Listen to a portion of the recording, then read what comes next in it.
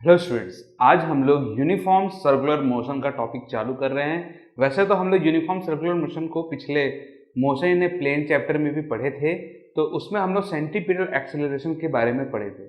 इस चैप्टर में हमको सेंट्रीपिटल फोर्स और सेंट्रीपिटल फोर्स और सेंट्रीफ्यूगल फोर्स के बारे में पढ़ेंगे।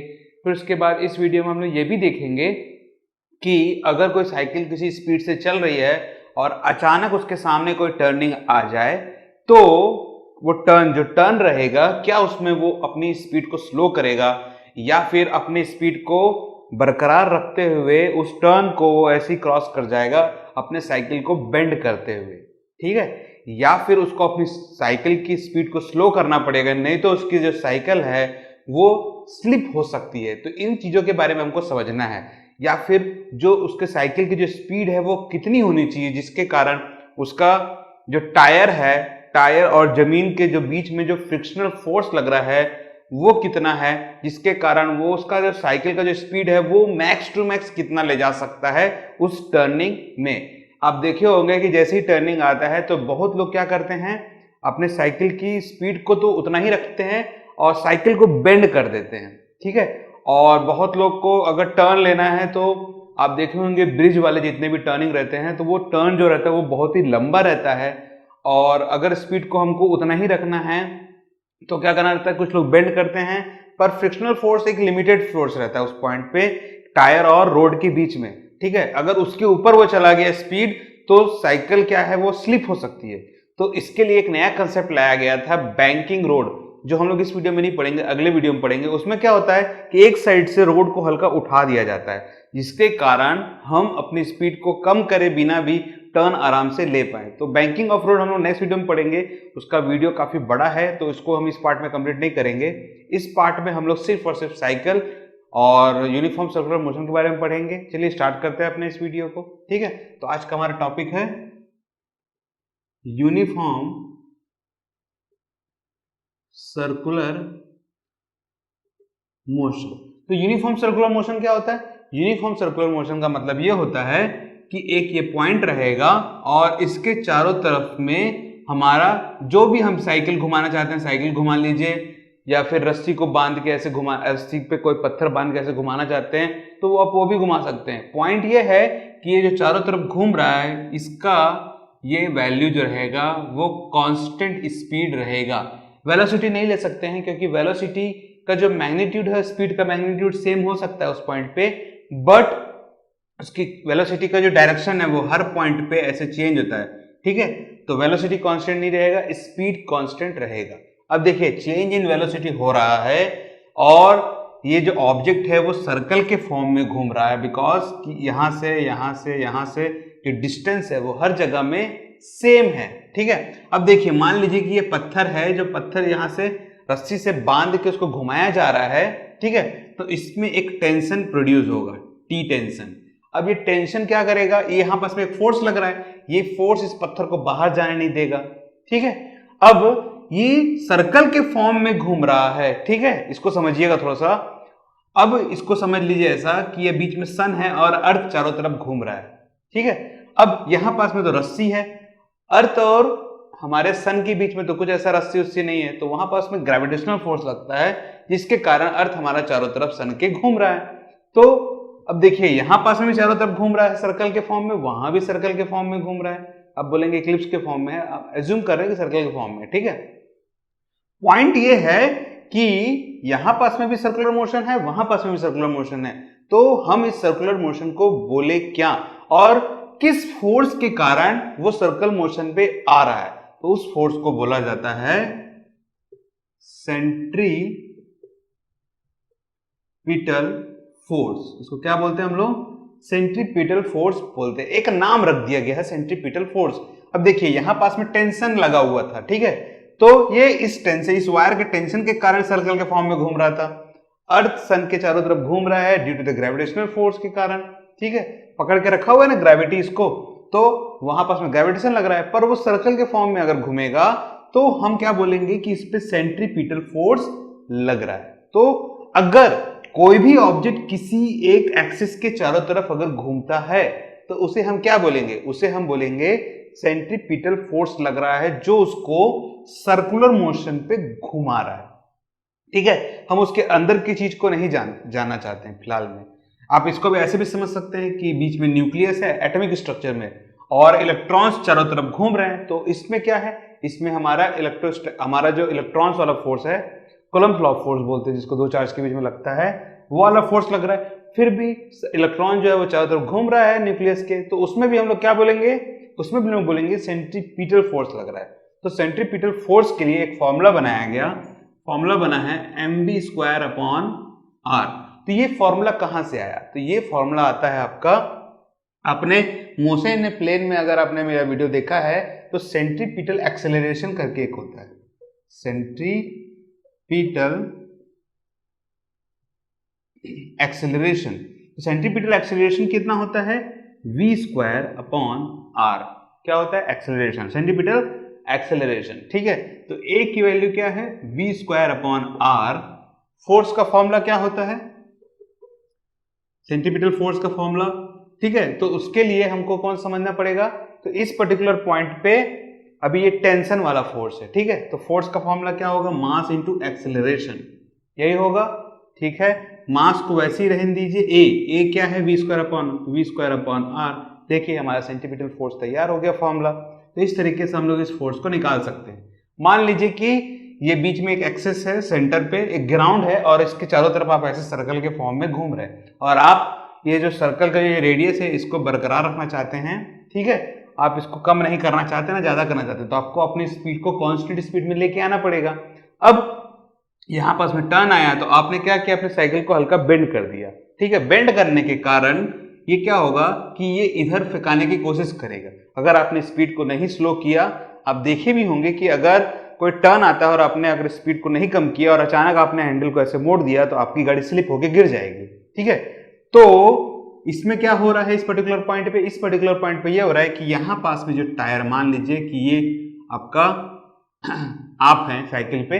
ठीक है, तो इस पॉइंट पे क्या हो रहा है, आपको जाना है इधर, सेंटर इसको मेंटेन करना है, तो क्या होगा कि इस पे फ्रिक्शनल फोर्स लगेगा। इस पे क्या होगा, फ्रिक्शनल फोर्स किस पॉइंट पे लगेगा, इस पॉइंट पे फ्रिक्शनल फोर्स लगेगा। ठीक है, क्या होगा इस पे, फ्रिक्शनल फोर्स। देखिए गाड़ी ऐसे जा रही है,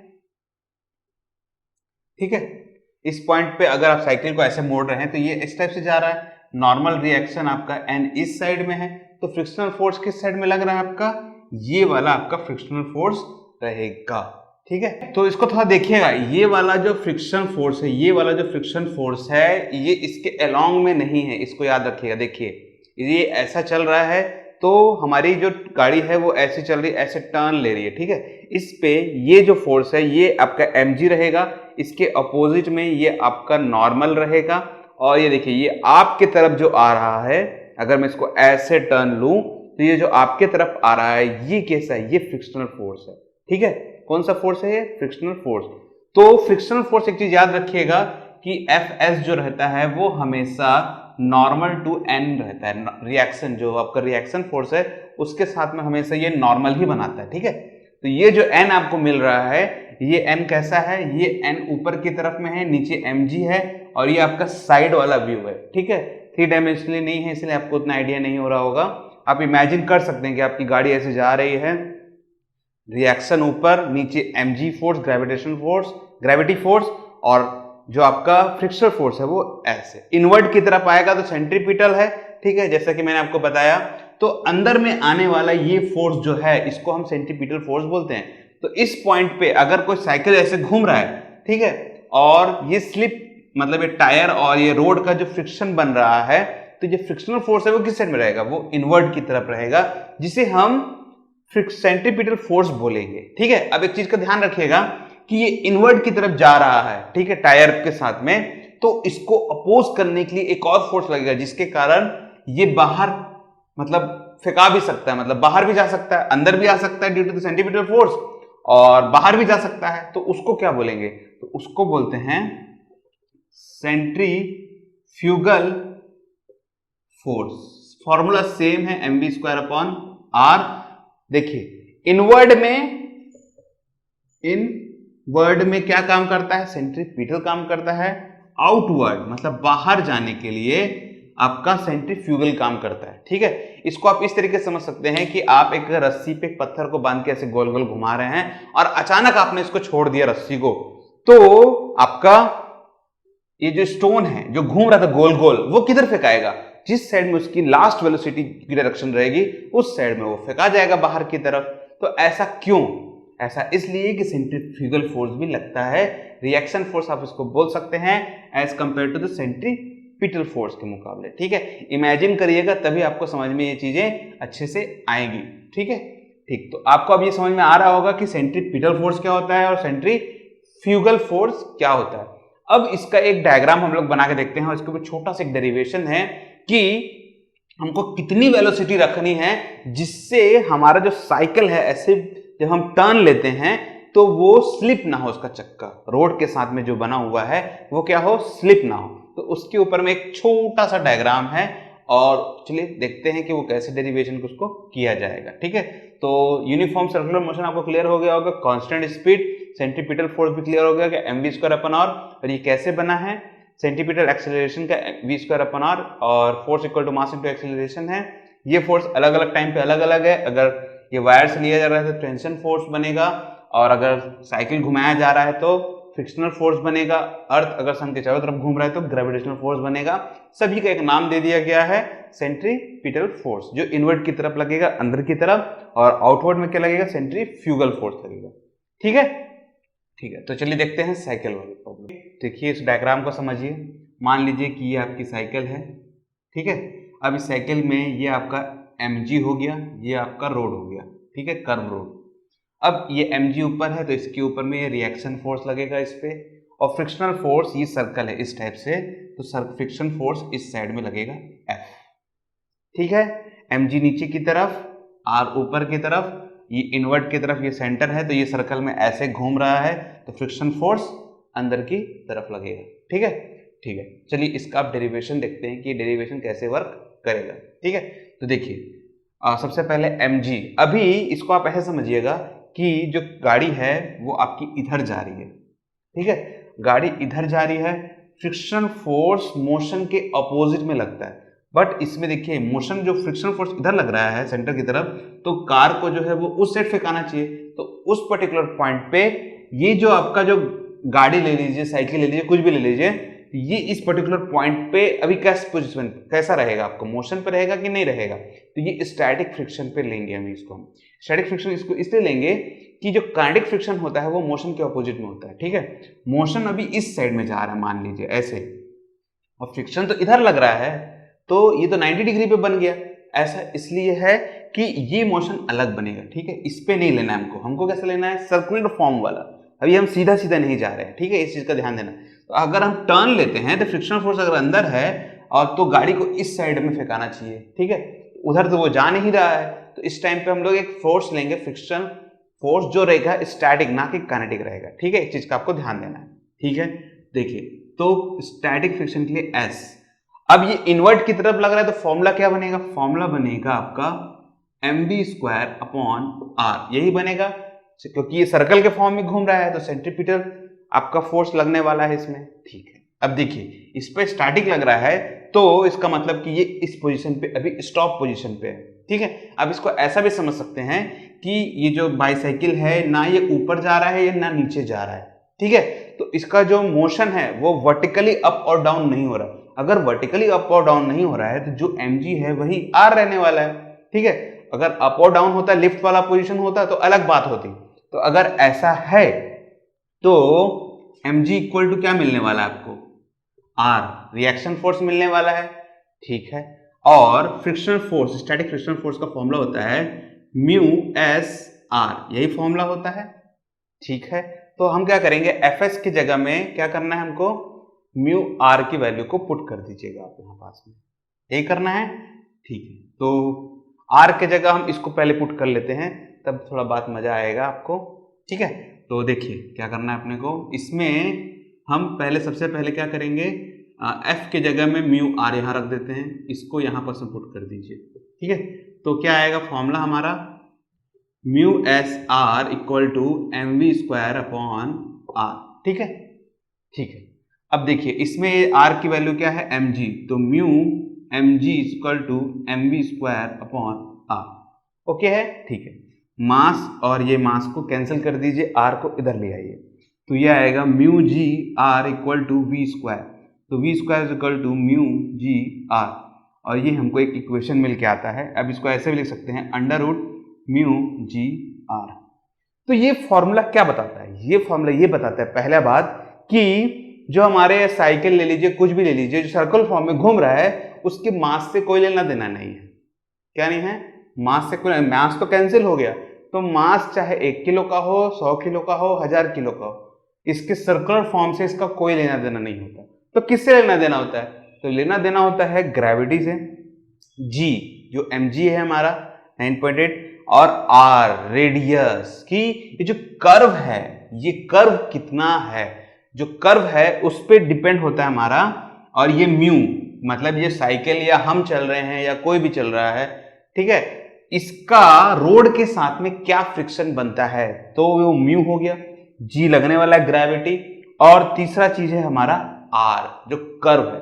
इन सभी चीजों पे डिपेंड होता है हमारी वेलोसिटी v, मतलब कि हमारी वेलोसिटी कितनी होगी उस पर्टिकुलर पॉइंट पे, मैक्स टू मैक्स मैं कितना पोजीशन, कितना वेलोसिटी लेके जा सकता हूं। क्यों? क्योंकि देखिए ये जो फॉर्मूला होता है एक्चुअल में ये ऐसा लेस देन फॉर्मूला होता है, less than equal to mu s R होता है। कभी भी फ्रिक्शनल फोर्स की जो वैल्यू होती है म्यू एस आर से ज्यादा नहीं हो सकती, उससे कम रहने वाली है, तभी आपका ये स्टैटिक फ्रिक्शन वर्क करने वाला है, या फिर इक्वल भी हो सकता है पर उससे ज्यादा नहीं हो सकता। ज्यादा हो गया तो वो मोशन में कन्वर्ट हो जाएगा।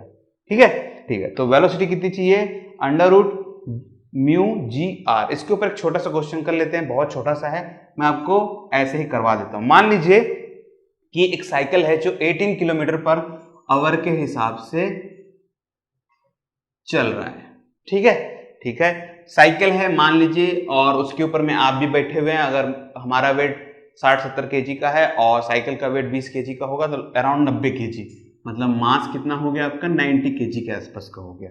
रेडियस, तो रेडियस कितना ले लें? मान लीजिए कि रेडियस आपका आर जो है वो 2 मीटर का ले लीजिए, 3 मीटर ले लीजिए, अच्छा रहेगा। ठीक है, आर जो हो गया वो 3 मीटर का हो गया। म्यू, म्यू कितना लेना है? म्यू को आपको लेना है 0.1। ठीक है, अब पूछ रहा है कि अगर कोई साइकिल 18 किलोमीटर पर आवर के हिसाब से चल रहा है, तो क्या इसका जो टायर है वो जमीन के साथ में स्लिपेज होगा कि नहीं होगा? ठीक है, तो उसके लिए हमको v निकालना पड़ेगा सबसे पहले। तो v का फॉर्मूला क्या है?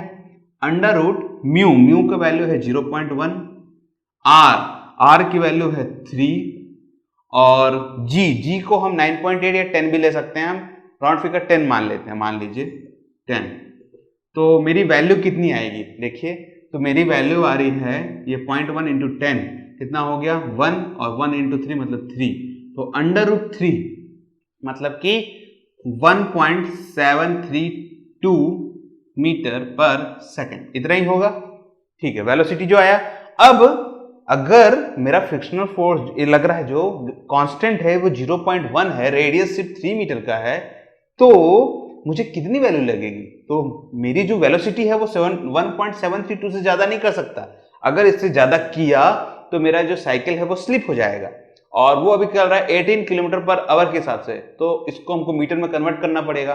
देखिए मीटर में कन्वर्ट करने से कितना आता है? 5/18, ऐसी करते हैं, 18 कैंसिल, आंसर आएगा 5 मीटर पर सेकेंड।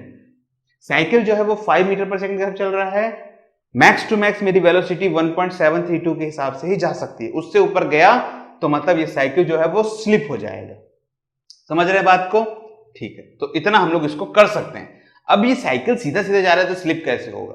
तो मैंने आपको बताया कि साइकिल जो है उसको क्या करते हैं, इसे बेंड करते हैं। अगर बेंड करना है तो कितना मैं एंगल रख सकता हूं, मतलब किस एंगल पे मैं चल सकता हूं जिससे मेरा जो साइकिल है वो बेंड करूं तो स्लिप ना हो।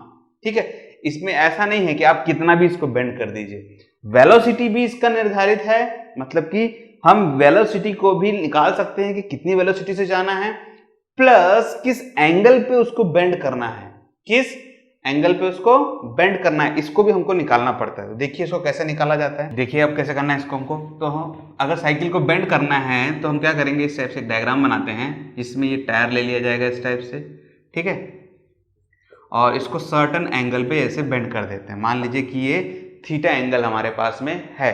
अब ये थीटा एंगल है, देखिए ये साइकिल का यहाँ पास में टचिंग है, तो इसके अपोजिट में एक आर बनेगा जो कि रिएक्शन फोर्स कहलाता है, बॉडी के अपोजिट में, ठीक है। अब ये साइकिल बेंड है तो mg इस साइड में तो लगने वाला नहीं है, mg किस साइड लगेगा, mg आपका डाउनवर्ड की तरफ ही रहता है हमेशा, ठीक है। ठीक, तो ये आपका कुछ एंगल पे मुड़ गया। अब एंगल पे मुड़ गया तो इसके कंपोनेंट ब्रेक होंगे, एक इस mg की तरफ में जाएगा और ये बनेगा आपका r cos थीटा, बिकॉज ये थीटा है तो ये भी थीटा रहने वाला है, थीटा के सामने वाला परपेंडिकुलर होता है जो कि mg sin थीटा होता है, ठीक है। तो देखिए ये इसको ये बनेगा आपका r sin थीटा, mg नहीं है r sin थीटा, ठीक है, क्योंकि रिएक्शन के कंपोनेंट ब्रेक हो रहे हैं, ठीक है। ठीक है, देखिए तो r हो गया, तो देखिए ये इसको अगर मैं इस टाइप से लूँ तो थीटा के सामने वाला सामने आएगा यहाँ, और r sin थीटा आपका ये है तो परपेंडिकुलर sin थीटा होता है, ठीक है, ओके। तो देखिए अब इसमें एक मेन चीज है, जब साइकिल को मैं ऐसे चला रहा हूं और ऐसे मैं टर्न लिया और मैंने साइकिल को ऐसे बेंड कर दिया, जब साइकिल को ऐसे बेंड किया तो इस पे एक फोर्स लगेगा जो साइकिल को बाहर की तरफ, आउटवर्ड की तरफ फेंकिएगा। इसको आप रियल प्रैक्टिकल एग्जांपल भी कर सकते हैं। मान लीजिए कि आप दौड़ रहे हैं, ठीक है, साइकिल के साथ मत करिएगा नहीं तो चोट लग सकता है। तो आप क्या कर रहे हैं, दौड़ रहे हैं और आप अपनी स्पीड को स्लो मत करिएगा और एक टर्न लीजिएगा इस टाइप से, ऐसे हल्का सा टर्न लेके देखिएगा। तो टर्न लेंगे ना जब आप, तो आपको एक फोर्स महसूस होगा बाहर की तरफ फेंकाने वाला। आप इसको ट्राई कर सकते हैं, 100% है, आपको फील होगा ही होगा, आउटवर्ड की तरफ एक फोर्स लगेगा।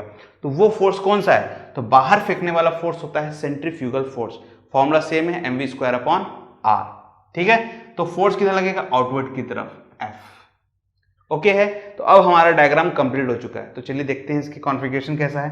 तो F के ऑपोजिट में है R sin थीटा, ओके। दूसरा इस रिएक्शन फोर्स के मुकाबले, तो ये रिएक्शन इसको कंप्लीट कर लेते हैं पहले। F मतलब कि mv²/r = R sin थीटा। ये स्मॉल r रेडियस है, कैपिटल R रिएक्शन है, ठीक है। ठीक, इक्वेशन नंबर 1 ले लीजिएगा। सेकंड क्या है, इस mg के मुकाबले, तो mg के मुकाबले क्या लग रहा है, r cos theta, equation number 2। इन दोनों को आपको क्या करना है, डिवाइड कर दीजिएगा, ठीक है। इसको मैं नीचे ले आता हूं, देखिए तो यहां लाऊंगा तो क्या बनेगा, r cos थीटा, और यहां लाऊंगा तो बनेगा mg, जिसमें से r और r कैंसिल और ये बनेगा आपका tan थीटा, ठीक है। ठीक है, अब इसको देखिए ये क्या बन के आएगा, ये बनेगा mv²/r और mg, इसको अगर उल्टा करूंगा देखिए तो mg/1 है, तो 1 ऊपर चला जाएगा और नीचे आएगा mg, मास और मास कैंसल। तो क्या फॉर्मूला हमारे पास में बन के आया, फॉर्मूला हमारे पास में बन के आया tan थीटा = v²/rg, ठीक है। तो हमारा जो साइकिल है उसको जब मैं बेंड करूंगा तो उसका जो एंगल है वो किन चीजों पे डिपेंड रहेगा, पहला रेडियस, दूसरा वेलोसिटी, ठीक है। तो मुझे साइकिल को कितना बेंड करना है उसको कैसे देखूं, तो देखिए अगर मैं रेडियस को बढ़ाता हूं, यहां देखिएगा r, ठीक है, इस फॉर्मूले को अगर ध्यान से देखिएगा आप थोड़ा, v²/r, ठीक है। तो देखिए अभी कैसा है कि tan थीटा = v²/rg है। अब देखिए मैं बोल रहा हूं कि मैं साइकिल को ऐसे तेज से काटना चाहता हूं, मतलब कि मैं क्या करना चाहता हूं, वेलोसिटी को कम नहीं करना चाहता अपनी साइकिल को। तो मैं क्या किया, साइकिल को बेंड कर दिया। अब जब साइकिल को बेंड किया तो रेडियस कैसे इफेक्ट करता है, तो अगर मैं रेडियस को बढ़ा दूं, मतलब जो टर्न है उसको बढ़ा दूं, तो अगर ये वैल्यू बढ़ी, अगर ये वैल्यु बढ़ी तो टोटल वैल्यू जो है वो इसकी घट जाएगी। अब देखिए टोटल वैल्यू इसकी घटेगी तो थीटा = tan इनवर्स है, ठीक है, v²/rg। तो अगर इसकी पूरी वैल्यू घटती है मान लीजिए, ठीक है, तो इसकी वैल्यू अगर घटेगी तो थीटा की वैल्यू कितनी होगी, तो tan इनवर्स में थीटा की जो वैल्यू होती है वो कम होती है, एंगल 0 पे सबसे मिनिमम और एंगल 90 पे सबसे मैक्सिमम, ठीक है। तो जैसे इसकी वैल्यू कम होगी तो थीटा की वैल्यू भी कम होती जाएगी। तो थीटा की वैल्यू अगर कम होगी तो मैं इस साइकिल को ज्यादा बेंड कर पाऊंगा, ठीक है। तो रेडियस इंक्रीज करने से क्या प्रॉफिट हुआ, हम इसके एंगल को और कम कर सकते हैं, तो हम साइकिल को ज़्यादा बेंड कर सकते हैं। ठीक है, ठीक है। अब देखिए, अब मुझे स्पीड तो उतना ही रखना है, बाई चांस हमने स्पीड को बढ़ा दिया और रेडियस उतना का उतना ही है, तो क्या होगा, उस पोजीशन पे हमको थीटा का जो वैल्यू है, एंगल जो है वो ज़्यादा मिलेगा। और हमने क्या किया, साइकिल को बेंड कर दिया, मतलब साइकिल को इतने डिग्री पे बेंड होना था, मतलब मान लीजिए कि 80 डिग्री पे बेंड होना था और हमने उसको 70 डिग्री पे बेंड करके मोड़ दिया, तो इसकी लिमिट ही 80 डिग्री की है और मैंने इसको ज्यादा बेंड कर दिया, तो साइकिल क्या होगा, साइकिल स्लिप होके गिर जाएगा तुरंत। समझ आए? तो इस तरीके से ये वैल्यूज वर्क करती हैं। तो आई होप आपको अब ये टॉपिक अब क्लियर हो गया होगा। ठीक है, तो इस वीडियो को अब यहीं क्लोज करेंगे। आई होप आपको अब ये टॉपिक्स दोनों के दोनों क्लियर हो गए होंगे, साइकिल बेंडिंग और साइकिल का जो वेलोसिटी है या फिर कोई भी गाड़ी का जो वेलोसिटी है वो कितना होगा। अब इसको और भी तरीके से किया जाता है। देखिए, ये टर्न तो ले लिया गया है और जो वेलोसिटी है टर्न में उसको भी मेंटेन कर दिया गया, पर क्या होता है कि ओवर ब्रिज हो गया, इन जगहों पे हम ओवर ब्रिज हो गया या फिर जो आपके रेसिंग वाले कार होते हैं तो उनका क्या कंडीशन रहता है कि टर्न भी इतना ही रहना चाहिए और स्पीड भी कम नहीं होनी चाहिए। तो हम वेलोसिटी को कैसे इंक्रीज करें, तो उसके लिए क्या किया, बैंकिंग ऑफ रोड बनाया गया। तो देखे होंगे आपने कि मैक्सिमम पहाड़ वाली जगहों पे क्या होता है, कभी कभार कि बहुत लोग अपनी स्पीड को कम नहीं कर पाते हैं और उनकी गाड़ी स्लिप होकर बाहर भी नहीं फेंकानी चाहिए। तो उसके लिए क्या किया जाता है कि जो आपका माउंटेन वाले इलाके होते हैं उसमें ऐसे करके बेंड किया जाता है रोड को। उससे क्या होता है कि आपकी जो वेलोसिटी है वो उतनी की उतनी ही रह पाए और आपकी जो साइकिल है या गाड़ी है वो स्लिप ना हो। इसके बारे में हम लोग डिटेल में बैंकिंग ऑफ रोड में पढ़ेंगे। इसके ऊपर अच्छा खासा एक डेरिवेशन भी है और डिटेल में हम लोग काफ़ी उसको पढ़ने वाले हैं। ठीक है, तो उस पर इस वीडियो पे भी उसको ज़्यादा चर्चा नहीं करते। तो इस पर कोई भी डाउट आता है तो नीचे कमेंट सेक्शन में जरूर पूछिएगा। और अगर आपको ये वीडियोस अच्छे लगे तो इसे लाइक और शेयर जरूर कर दीजिएगा। और अगर हमारे चैनल से आपको बेनिफिट होता है तो इस चैनल को सब्सक्राइब करना बिल्कुल भी ना भूलें। Thank you for joining this video. आपका दिन शुभ रहे।